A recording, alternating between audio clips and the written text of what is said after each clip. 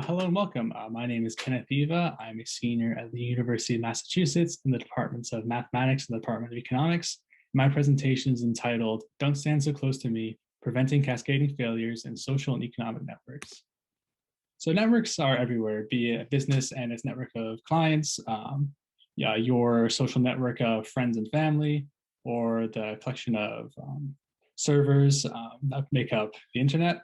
All of these phenomena can be modeled using what we call mathematical networks. A classic example here on the right is the network of marriages in powerful families in Renaissance Florence. A particular subfield of this field of thought involves the travel and spread of epidemics and failures in social networks, social and economic networks, and seeing how these epidemics affect the structure of networks. So there's a great body of existing literature on how these networks form and how they behave under the threat of risk. And the consensus is that when a network is very highly connected, it's much more efficient and the networks enjoy more benefits, but they're also under a much higher threat of a cascading failure where an epidemic can strike and cause many nodes to fail. So we consider the efficiency, connectivity, and stability of a network to be in a direct trade-off with each other. However, the existing literature doesn't really account for people's poor judgment and how, by and large, people are unable to appropriately account for the risk that they face when joining a network structure.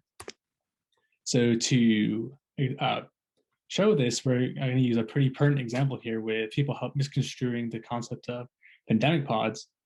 Consider 5 young friends, Donna, Eric, Jackie, Kelso, and Hyde, and say that their school has just let them form core groups of 2 friends, but they misconstrue this, which people often do, as they're just allowed to visit 2 friends.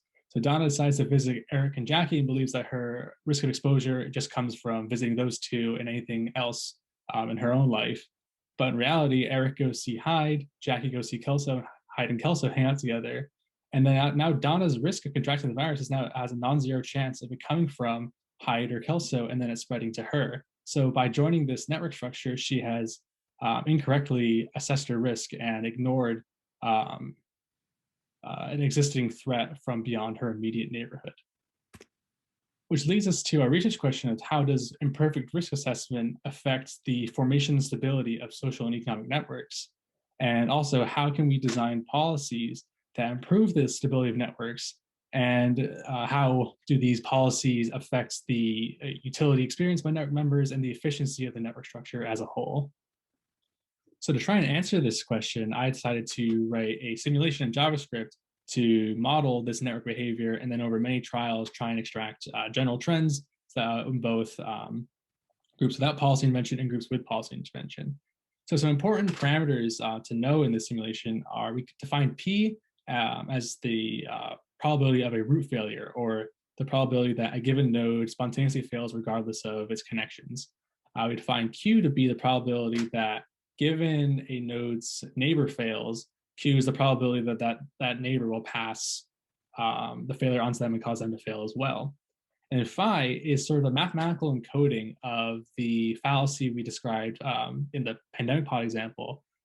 This is the risk they perceive of them failing when they make the simplification that the failure can only occur from themselves and their connections, and they ignore the network beyond their immediate connections.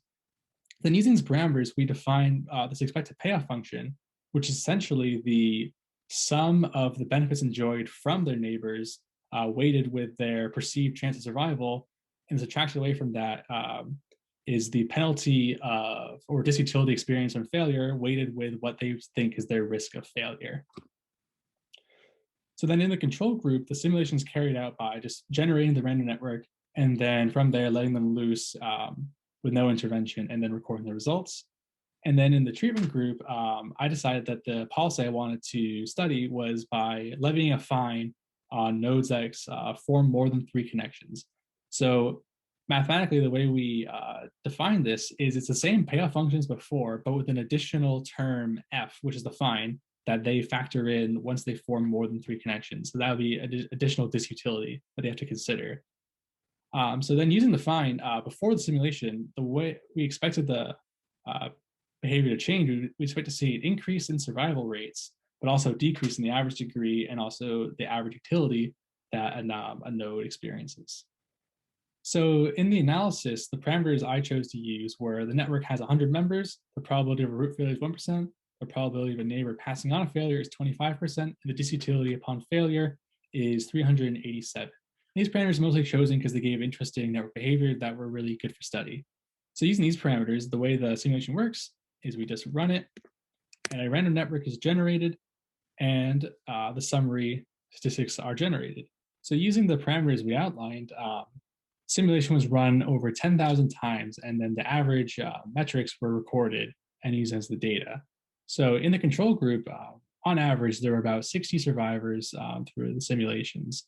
And of the 39, 40 failures that were experienced, what's really interesting is that 32, or an overwhelming majority of them, were through propagation, which lends itself nicely to the study of how maybe if we were to eliminate more connections, we would see fewer failures, which motivates the policy that we want to study. The average degree before the simulation began was around 4.3, meaning that the average node in the network would have about 4.3 connections. But then once the simulation was carried out and there were these large number of failures, we saw that only around each node only had around 2.7 connections. So there's a drastic decrease in the number of connections remaining.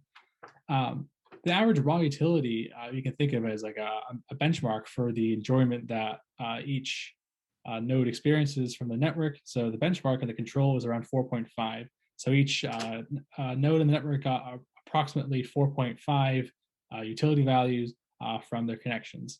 And the average payoff that they calculated was usually around -2.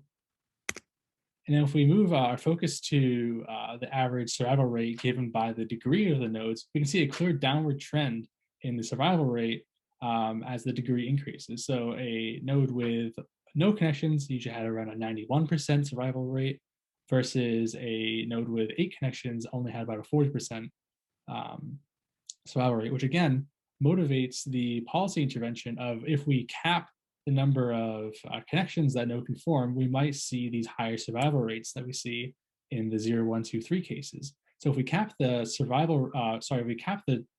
number of connections a node may have at 3, we'd expect to maybe see a survival rate upwards of 67%. So now if we turn attention to the treatment group, we studied 2 cases. We decided to study first when the fine was set to 1, and then we decided to study when the fine was set to 2.